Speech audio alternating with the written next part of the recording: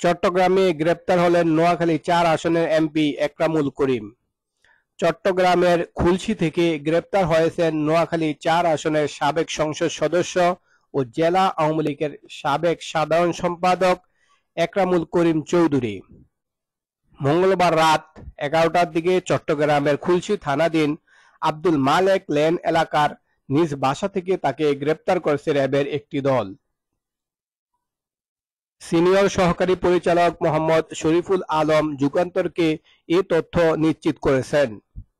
তার কাছ থেকে দেশি বিদেশি বেশ কিছু মুদ্রা উদ্ধার করা হয়েছে বলে তিনি জানান। ২০০৮ সালের ২৯শে ডিসেম্বর অনুষ্ঠিত নবম জাতীয় সংসদ নির্বাচনে প্রথমবারের মতো সংসদ সদস্য নির্বাচিত হন একরামুল করিম চৌধুরী। গত ১৭ বছর ছিলেন জেলা আওয়ামী লীগের সাধারণ সম্পাদক। কিছুদিন আগেও তার কথার বাইরে এলাকায় কিছুই হতো না। তবে গত ৫ই আগস্ট আওয়ামী লীগ সরকারের পতনের পর থেকে আত্মগোপনে ছিলেন তিনি। এবার হত্যা মামলায় গ্রেপ্তার করা হয়েছে তাকে। ২০১৩ সালে শ্রমিক দলের কর্মী মোহাম্মদ খোকনকে গুলি করে হত্যার অভিযোগে গত ৮ই সেপ্টেম্বর বিকালে মামলাটি করা হয়। মামলার বাদী নিহত খোকনের বাবা মফিজুল হক। আসামিরা আওয়ামী লীগ ও এর সহযোগী সংগঠনের বিভিন্ন পর্যায়ের নেতাকর্মী। ওই মামলায় গ্রেপ্তার দেখানো হবে একরামুলকে। একরামুল ছাড়াও এই মামলায় আসামি করা হয়েছে ৫৩ জনকে।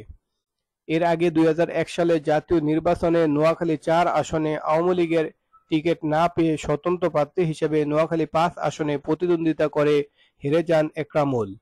একরামুল করিম চৌধুরীর স্ত্রী কামরুন নাহার শিউলি নোয়াখালীর কবিরহাট উপজেলা পরিষদের চেয়ারম্যান ছিলেন। তার ছেলে আতাহার ইশরাক শাবাব চৌধুরী কিছুদিন আগে সুবর্ণচর উপজেলা পরিষদের চেয়ারম্যান নির্বাচিত হন।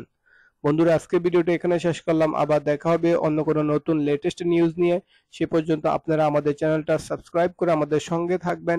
আর যে কোনো ইনফরমেশন, যে কোনো লেটেস্ট নিউজের জন্য আমাদের এই ওয়েবসাইটটা আপনারা ভিজিট করতে পারেন। Thank you. আল্লাহ হাফেজ। আসসালামু আলাইকুম রহমতুল্লাহ।